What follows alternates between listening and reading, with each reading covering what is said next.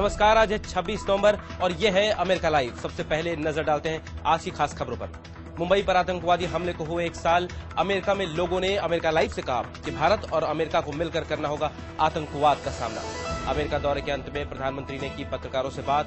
कहा, अमेरिका पाकिस्तान पर दबाव बनाएगा कि वो भारत को निशाना बनाने वाले आतंकवादियों पर कार्रवाई करे। और अमेरिका में आज मनाया जा रहा है थैंक्सगिविंग त्योहार। परंपरा को आगे बढ़ाते हुए राष्ट्रपति ओबामा ने दिया टर्की को जीवन दान। वॉशिंगटन डीसी से मैं हूं वॉइस ऑफ अमेरिका का अमित श्रीवास्तव। अब खबरें विस्तार से।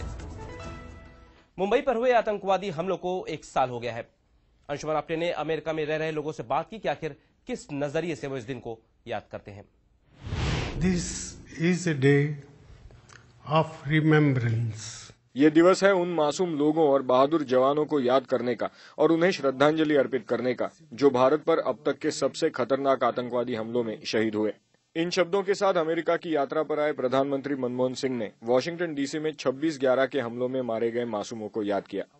अमेरिका में रह रहे भारतीय अमेरिकी भी समझते हैं कि 26/11 के हमलों ने आतंकवाद का घिनौना चेहरा दुनिया के सामने रखा। आज पूरे दुनिया को पता चला है कि भारत में जो टेररिज्म हो रही है, it is directed at the fabric of the nation.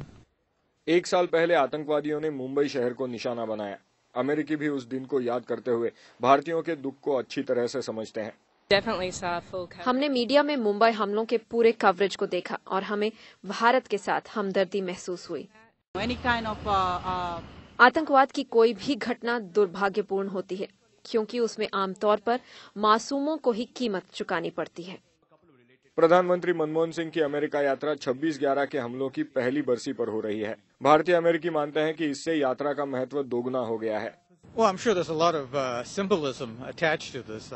बिल्कुल, इस यात्रा को मेरे विचार में एक खास महत्व है। ये तो बिल्कुल साफ है कि दोनों देशों ने आतंकवाद के खिलाफ मिलकर काम किया है और आगे भी मिलकर काम करने की जरूरत है और दोनों देश ये समझते हैं, तो ये बात दोनों देशों के एजेंडे पर होगी।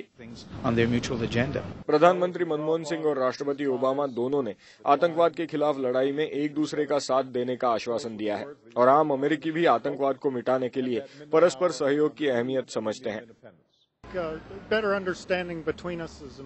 मुझे लगता है कि दोनों के बीच ये समझ होने की जरूरत है कि हम सब एक हैं।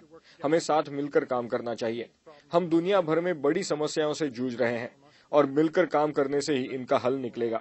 हमें समझना चाहिए कि ये एक साझा प्रयास है। Anshuman Apte, voice of America. प्रधानमंत्री मनमोहन सिंह ने कल वॉशिंगटन में अपने अमेरिका दौरे के बारे में पत्रकारों से लगभग 1 घंटा बात की। मनमोहन सिंह ने पत्रकारों से कहा कि संयुक्त घोषणा पत्र आप सबके सामने है, आप उसका जो चाहे अर्थ लगाएं, लेकिन मैं राष्ट्रपति बराक ओबामा से बात करके संतुष्ट हूं। प्रधानमंत्री मनमोहन सिंह से जब वॉइस ऑफ अमेरिका के पत्रकार ने पूछा कि क्या राष्ट्रपति ओबामा से बातचीत के दौरान इस बात का जिक्र हुआ कि अमेरिका पाकिस्तान पर दबाव बनाए कि पाकिस्तान उन आतंकवादियों पर कार्रवाई करे जो भारत को निशाना बनाते हैं, तो प्रधानमंत्री ने कहा, हमने इस मामले पर राष्ट्रपति और विदेश मंत्री के साथ बात की है और मुझे ये भरोसा दिलाया गया है कि अमेरिका का दबाव उसी दिशा में काम करेगा जैसा कि आपने पूछा है।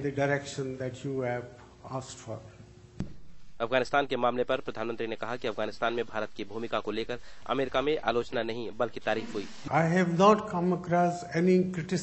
अफगानिस्तान में भारत की भूमिका को लेकर मैंने कोई आलोचना नहीं सुनी है। मुझे लगता है कि अफगानिस्तान में पुनर्निर्माण और विकास के हमारे काम को लेकर अमेरिका में दोनों दलों का समर्थन है और ये एक सकारात्मक रुख है। राष्ट्रपति ओबामा की चीन यात्रा के दौरान चीनी राष्ट्रपति हू जिनताओ के साथ जारी संयुक्त घोषणा पत्र को लेकर भारत में काफी सवाल थे। प्रधानमंत्री ने पत्रकारों से कहा कि राष्ट्रपति ओबामा ने उन्हें उस संयुक्त घोषणा पत्र के मायने समझाए।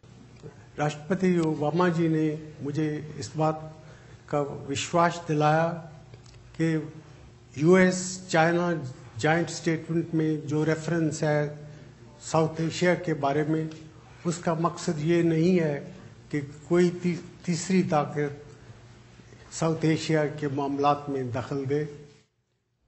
अमेरिका में आज थैंक्सगिविंग त्योहार मनाया जा रहा है। इस दिन अमेरिकी परिवार के लोग एक जगह इकट्ठा होते हैं और रात्रि भोज एक साथ करते हैं। रात्रि भोज का मुख्य आकर्षण होता है टर्की पक्षी से बना पकवान। परंपरा यह भी है कि राष्ट्रपति एक दिन पहले देश की एक टर्की को क्षमादान देते हैं। राष्ट्रपति बराक ओबामा ने भी करेज यानी साहस नाम की टर्की को जीवन दान दिया। यानी इस थैंक्सगिविंग त्योहार पर करेज को कोई नहीं मारेगा बल्कि करेज को डिज्नीलैंड भेजा जाएगा। You are hereby pardoned. America live आप हमारी वेबसाइट www.voasamachaar.com पर भी देख सकते हैं। अमेरिका लाइव के बारे में अपनी राय हमें americalive@voanews.com पर भेजना ना भूलें। अमेरिका की बड़ी खबरों के साथ कल फिर मिलेंगे। नमस्कार।